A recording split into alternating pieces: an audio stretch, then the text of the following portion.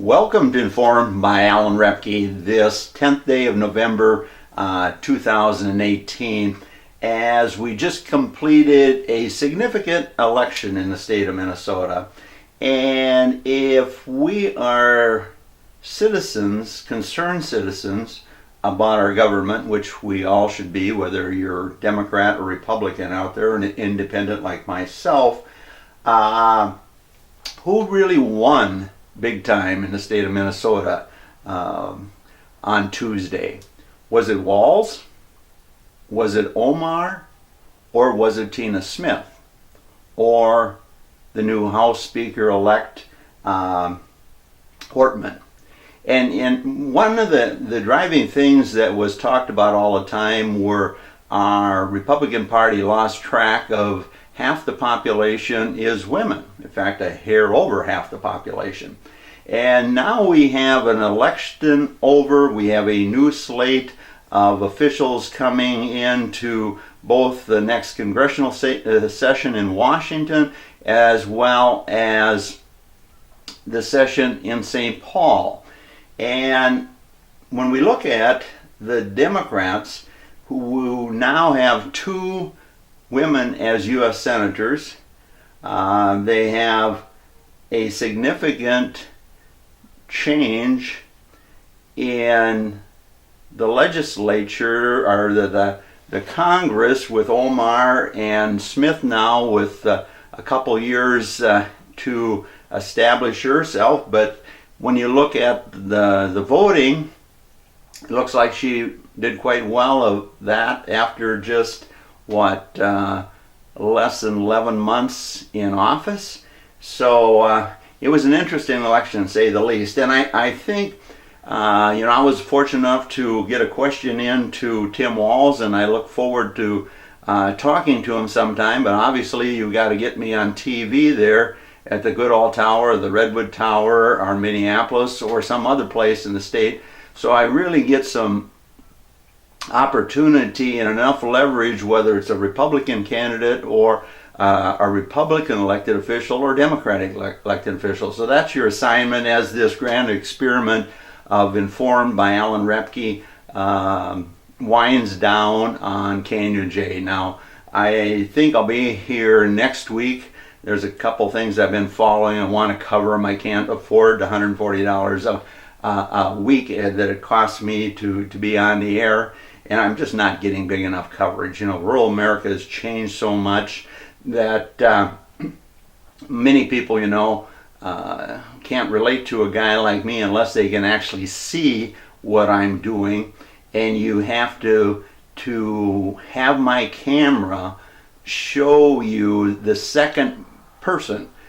Jim Barrows is right. You need a couple of voices, but the best voice is let you, the citizens, look at what my camera can show you. Because many times when I was on the air here for over 3 years, people would say, I was just flabbergasted how your camera told us more about the subject than your dialect did. And in most cases, they would say, well, you did a pretty good job with the dialect of telling us what you wanted us to understand, but the camera did a better job of bringing your message into a dimensional thought process. And I've always said, and people have told me, you have a dimensional mind, don't you, Alan? And I believe that to be true. And one of the things of concentration, when you have a dimensional mind, all these thoughts are coming in, and something wants to come out of the various dimensions of one's mind. And the interesting thing that I want you to think about going forward now is how is Tim Walz made all these promises, yet was looked at in southern Minnesota, for you folks listening, as a moderate, maybe even a conservative Democrat. But now he's surrounded by a House of Representatives in St. Paul, as well as a group of women that are going to demand things from him, and a group of people that are non-Caucasian. And yet he comes from one of the most Caucasian parts of the state. And so how is he going to handle it? I think that is the real interesting thing that we all need to be thinking about. How can, he talks about one Minnesota. His challenge, I don't believe, is going to be Gazelka in the House, in the Senate. Because Bach, the Democratic leader, is a conservative. Gazelka is a conservative. Walz has always presented himself as a conservative or moderate Democrat. How those guys are going to be able to deal with Hortman, who is a true liberal, and the other portions of his party now that come from various walks of life. You know, what I think one of the fascinating things about election night coverage was when Omar said Minnesota not only welcomes immigrants, we send them to Washington. And to me, that was an incredible statement. When we have 8 congressional districts and 1/8 now is represented by an immigrant. And, you know, my philosophy or reality is that we need to shrink the Congress, the House, down to about 200 members, which means Minnesota would have 4 representatives rather than 8. And my idea of redistricting would be the pie goes down to the Twin Cities and then out to the Iron Range, out to western Minnesota, and out to southern Minnesota. So our congressional people would be like Wallace rightly told us, we're one Minnesota. Right now we have Colin Peterson, who won again, and what is he, 26 years now in office, something like that. And so our whole system, people, we didn't change the type of people that we have there, with the Republicans picking up 2 seats but losing 2 seats. I think you see what I'm getting at. And so I think it's going to be fascinating, the incredible amount of news coverage that Omar is going to get, as a rookie congresswoman. And I think we pretty well know where our Senate is coming from, with the extremely tight a margin of majority that Gazelka's got, and with Bach there in northeastern Minnesota in the Iron Range now, especially with a Republican representing that area in Congress. So we have some real interesting push and pull points in our upcoming legislative session, and with Trump losing the House, how's this going to play out?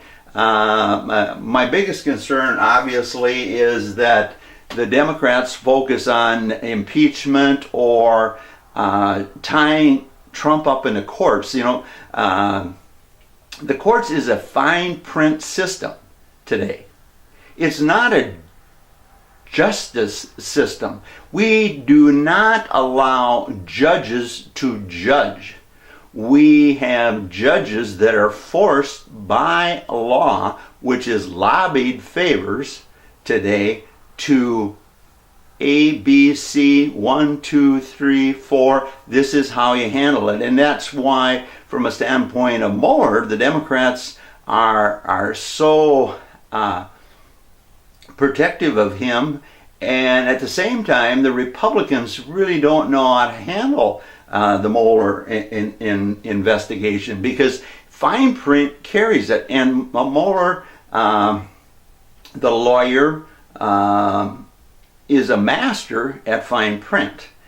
And our court system today is dominated by late night additions to the law that says this is how you're going to handle it. We don't have the Judge Judy, so to speak, in our judicial system anymore. And our judges are followers of the text, and that's one of the things that is extremely scary to me as I wind down my life and leave it to my kids, their friends, your kids, grandkids, and so on, our young people in general. So I want you to think about this. And the other thing I want you to think about is Amy Klobuchar, though. Amy Klobuchar, I didn't mention her in the Minnesota realm because she has moved up to the national spotlight. She has an opportunity in 2000 to either run for president or be part of a ticket that as a vice president, and then run again in another 4 years if Trump would happen to win, and run then. So she's got some staging area room for her political ambition. And one of the things I haven't heard anybody talk about, yet the Republicans out there should be talking about it a lot, and see, by not me being on Twin City TV or even the Goodall Tower or Redwood Falls Tower, as I wind down this experiment with one radio station that I used to have pretty good coverage with, is Amy Klobuchar on election night. Where was she? She was on the Stephen Colbert show that with the head of CBS News. I call him anyway. And there she was when I flipped on the TV at 11 o'clock at night, and she starts, she was questioning here on election eve, you're in New York City. But here's what I want you to think about, and if Republicans would ever listen to this program or listen to me in any manner, shape, or form, how did Amy Klobuchar, you and I even thought, as the time I'm looking at, boy, she's quite brave to be in New York City on election night. Well, she wasn't in New York City on election night, because when I start flicking through news clips of Omar talking and just flicking channels, and she's there as well. And so my question to the Republicans, or you Republicans out there, why aren't you having the Republican Party get a hold of Alan Roebke and talk about some of these things? And why aren't you allowing him to speak on some of these issues? And what I'm getting at, folks, here, whose business jet flew her back to be part of the party in the Twin Cities with the Democrats, celebrating with Omar and with Walz? Whose business jet, after she got done with the late afternoon recording, I'm not even sure what time they run the show, but remember, they're an hour ahead of us, and so she appeared to the electorate that she was in two spots. And you see, to me, that was one of the most enlightening process of the election night. She was on late night TV in New York, but she was in Minneapolis. And so when you talk to your Republican friends, who don't talk to me, of course, why aren't they tracking that down? Or why aren't the news media tracking it down? Now, maybe she caught a flight or they held a flight for her on Delta or Sun Country or whoever flies out there, and just took commercial airlines like she probably normally does. But my thought is, on election night, one of her business friends or one of the major contributors had a business jet waiting for her to speed her back to Minneapolis. So check that out. And a little bit of talk here with the Republican side, who, by any imagination, I would say got their butt kicked. And one of the things that Republicans and Jason Lewis and Eric Paulson should, as well as the Republicans, when their constituents wanted town hall meetings, why didn't they show up? And you see some of the clever Republicans, like the John McCain's and some of those, what did they do? They showed up with a security detail first and foremost, and they let the people scream and yell at them. The revolutionists, the Democratic Party has become a revolutionist party. Unless we win, we're not going to tolerate the other guy. And yet the Republicans haven't focused on that. Eric Paulson and Jason Lewis of not just showing up at those meetings and let people scream and yell, and then finally, when they get done screaming and yelling, here's my position, here's how I want to be like Tim Walz is talking, one Minnesota or one member of the district. And I think it's really short-sighted on the Republican side. They're always talking about Jason Lewis running against Tina Smith in 2 years. People, he should, if he'd have played it right, he'd have won the district. If Eric Paulson would have played it right, other than those despicable dirt, and more dirt ads that he ran, I was sure he was going to get bent. I look back at some of my programs on YouTube/Inform TV channel, or YouTube/user/Inform TV channel. I talked about that you just don't run a campaign that way. And the other thing that shows that should be talked about if I was on air in a significant market is the fact that the immigrants now, as they become more Americanized, Omar jumps out of nowhere and becomes a congresswoman, and our immigrant friends, whether Latino, Asian, African, or from wherever, they're moving up, and they're not in that what I call the red, yellow, blue building, where a lot of them are stacked in right along 35 and 94 junction there. They've moved into the suburbs now as they become electricians and cops and whatever. And see, it only takes a small percentage of this group to make sure the Republicans don't win in the Twin Cities anymore. And the other significant thing that the Republicans need to wake up to, excuse me, is the fact that Minneapolis, that district that Omar has taken over from our new Attorney General, we are those folks that run the Republican Party need to make sure that Minneapolis, the citizens of Minneapolis, pay off in full their share of U.S. Bank Stadium. There's $150 million, and they need to make sure that there isn't any more sales tax added on to Minneapolis citizens or Twin City citizens when they shop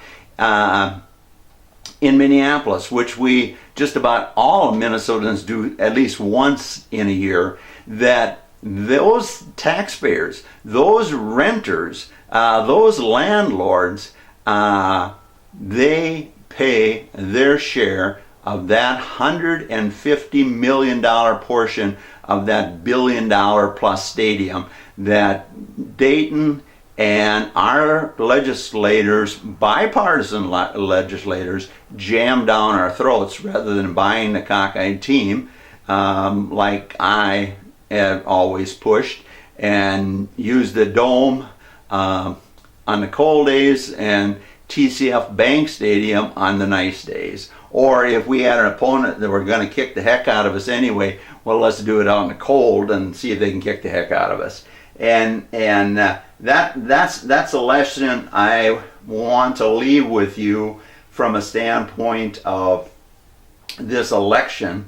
And the other portion, as I jump to another topic, is the fact that now we have a Native American lieutenant governor.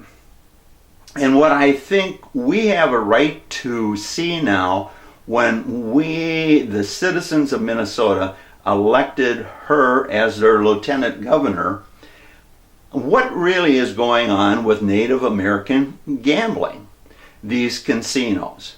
And because Omar jumped out and say we've got Native people living in tents. People, this gambling industry that my former acquaintance Roger Moe gave, and we've got out there Jackpot Junction and in Granite Falls and all over the state. What is our Native American people doing with that money? Do we have Caucasians robbing them blind for management, or do we have contractors constantly saying you got to expand, you got to do this, you got to do that, rather than say we've saturated the market and we've given you Native people with Native descent, which in most cases is a small portion. We don't have any true red men left. And how are the tribes handling all this massive amount of gambling money? And what should we really be doing with indigenous people that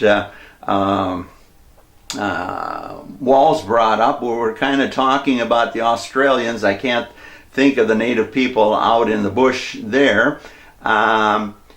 That why aren't we moving them back to the reservations?